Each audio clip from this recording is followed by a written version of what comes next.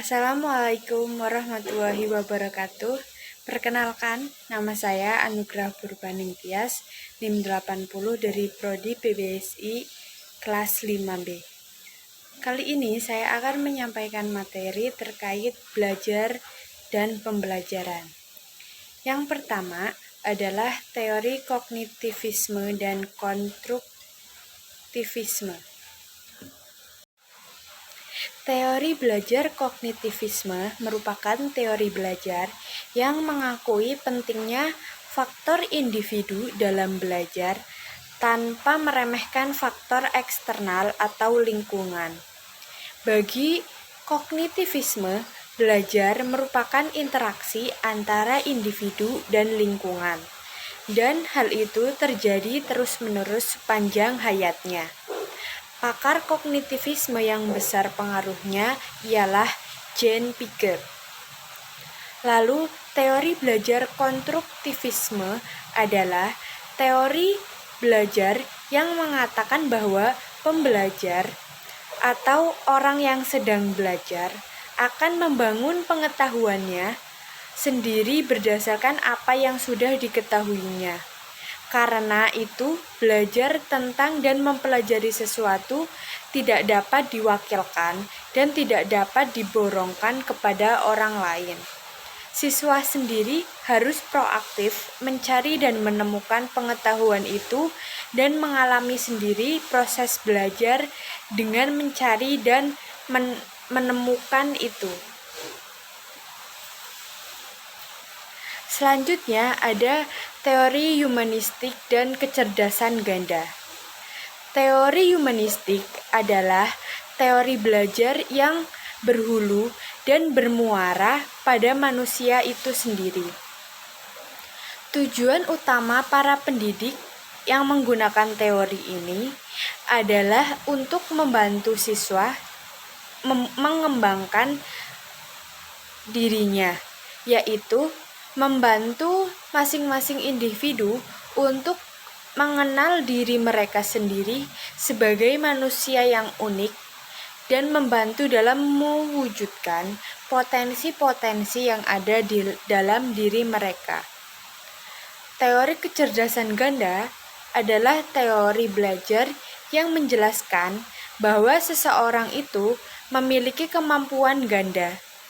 Kemampuan-kemampuan yang dimasukkan dalam intelijensi ganda haruslah memenuhi 8 kriteria yang sering digunakan untuk menentukan apakah kemampuan itu benar-benar suatu intelijensi atau bukan.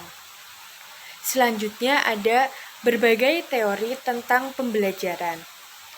Belajar adalah suatu aktivitas pribadi untuk mengubah tingkah laku.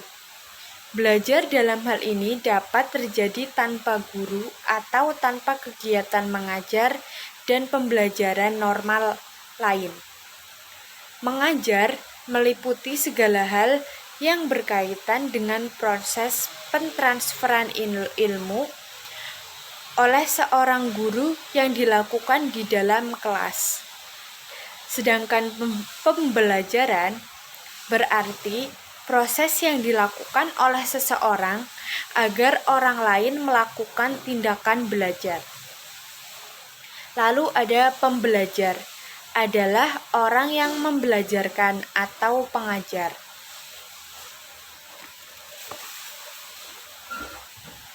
Selanjutnya ada tujuan pembelajaran bahasa secara umum adalah menerampilkan siswa dalam menggunakan bahasa, baik untuk keterampilan menyimak, berbicara, membaca, maupun menulis. Tujuan tersebut mengisyaratkan kepada para pengajar untuk mengarahkan kegiatan belajar di kelas dalam bentuk kegiatan berbahasa. Sedangkan prinsip pembelajaran pada hakikatnya efek kegiatan pembelajaran tersebut adalah bagaimana persepsi atau kemampuan siswa dalam penerimaan materi yang telah diberikan. Lalu ada prinsip pembelajaran yang pertama, ada prinsip pembelajaran yang dikemukakan oleh Ardiana dengan mengadaptasi pemikiran Philbeck. Kelebihannya adalah siswa lebih bisa belajar dengan maksimal tanpa adanya gangguan. Kegiatan belajar akan lebih terkontrol. Sedangkan kelemahannya adalah pembelajaran berpusat pada guru dan siswa harus menggali informasinya. Pendapat kedua adalah pendapat dari Gagne dalam bukunya yang berjudul Condition of Learning. Kelebihannya dari prinsip ini adalah dapat menjadikan siswa untuk lebih aktif dan mandiri dalam mengikuti pembelajaran. Sedangkan kelemahannya, bagi siswa yang lambat dalam berpikir akan tertinggal dan dalam menangkap pembelajaran yang diberikan. Prinsip ketiga adalah pendapat dari Sagala. Kelebihannya adalah kegiatan belajar ini lebih terarah karena telah terkonsep dengan baik. Sedangkan kelemahannya adalah anak yang tidak benar-benar serius untuk belajar, maka ia akan kesulitan.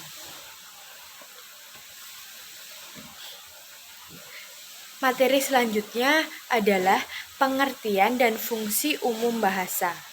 Bahasa sering diartikan orang sebagai alat komunikasi. Pengertian yang demikian ini sebenarnya merupakan pengertian yang dirancaukan dengan fungsi bahasa.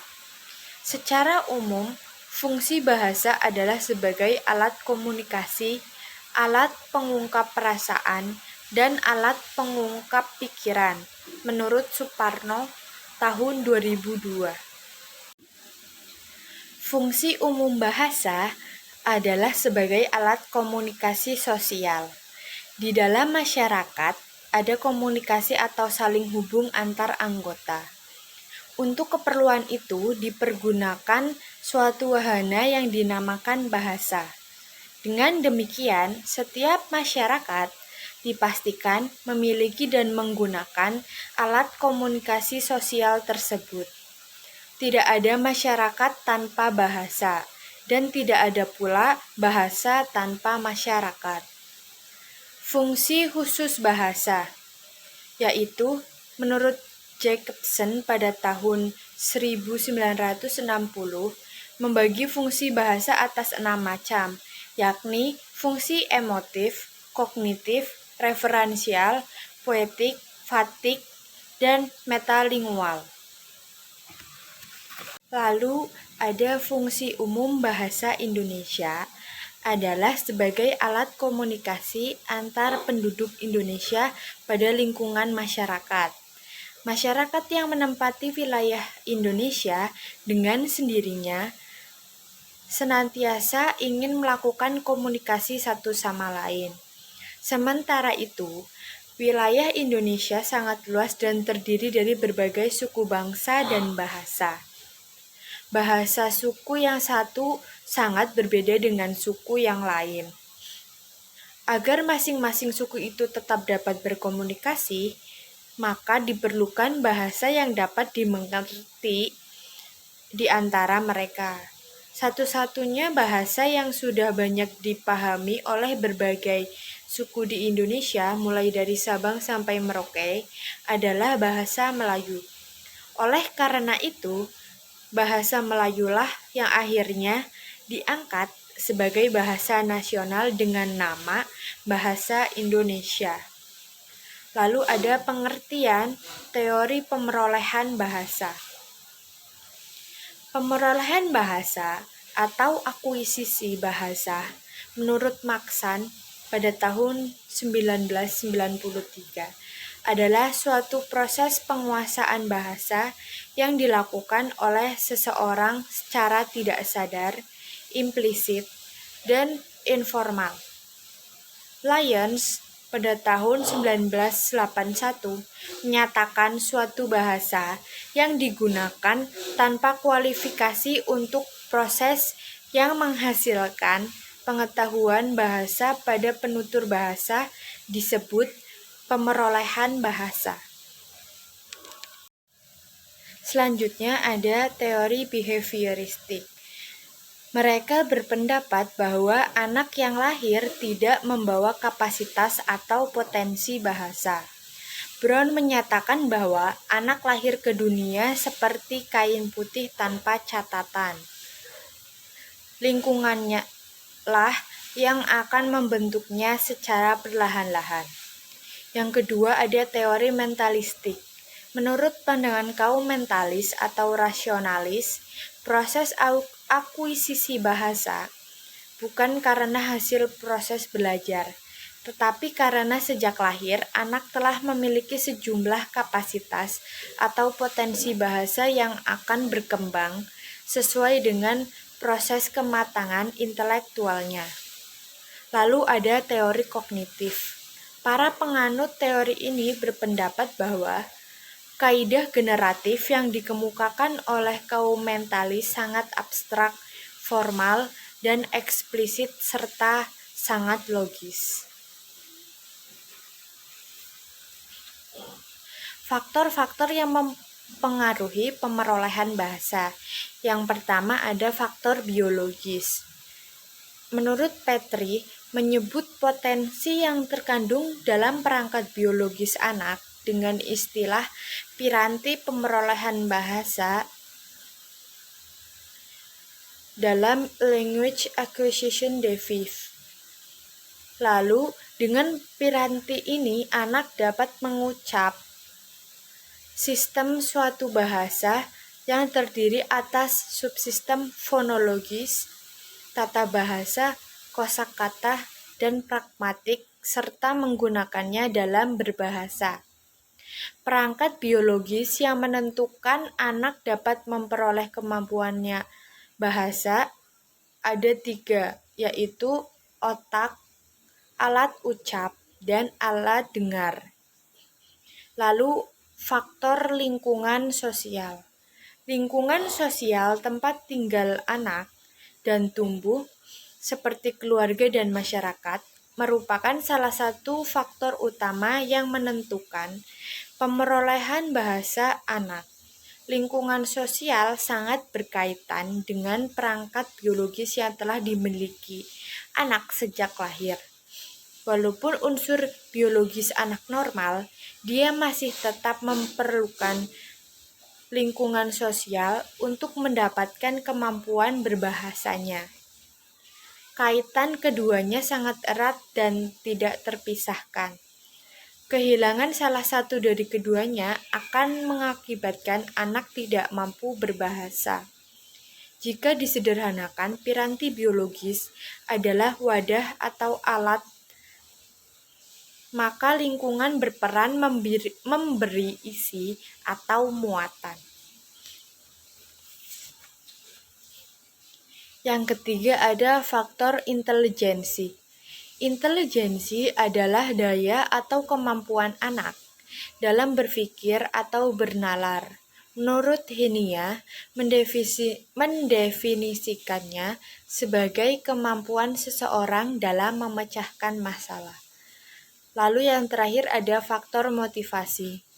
Halliday menyatakan bahwa kekuatan motivasi dapat menjelaskan mengapa seorang anak yang di bawah normal dapat sukses mempelajari bahasa ibunya.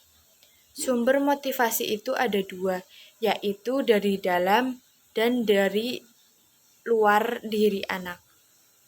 Lalu ada strategi pemerolehan bahasa, ada mengingat, meniru, mengalami langsung, dan bermain. Selanjutnya ada teknik pembelajaran bahasa Indonesia. Yang pertama teknik pembelajaran langsung, yang kedua ada teknik pembelajaran kooperatif learning. Lalu yang ketiga ada teknik pembelajaran problem solving. Yang keempat teknik pembelajaran mengulang. Yang kelima teknik pembelajaran elaborasi. Yang keenam, teknik pembelajaran organisasi. Selanjutnya ada pendekatan pembelajaran bahasa Indonesia. Yang pertama, pendekatan komunikatif. Yang kedua, pendekatan integratif. Yang ketiga, pendekatan cara belajar siswa aktif. Yang keempat, pendekatan kooperatif. Yang kelima, pendekatan tujuan. Yang keenam, pendekatan struktural dan kontekstual. Selanjutnya, metode pembelajaran bahasa Indonesia. Ada metode ceramah, tanya jawab, diskusi, kerja kelompok, demonstrasi, eksperimen, bermain peran, tugas dan resitasi, karya wisata, debat, pemberian latihan, dan pemecahan masalah. Yang terakhir adalah model pembelajaran. Ada problem-based introduction, numbered heads together, word square, explicit instruction, complete sentence, artikulasi, dan student teams achievement division. Sekian materi yang dapat saya sampaikan. Mohon maaf apabila ada kesalahan dan kekurangan. Wassalamualaikum warahmatullahi wabarakatuh.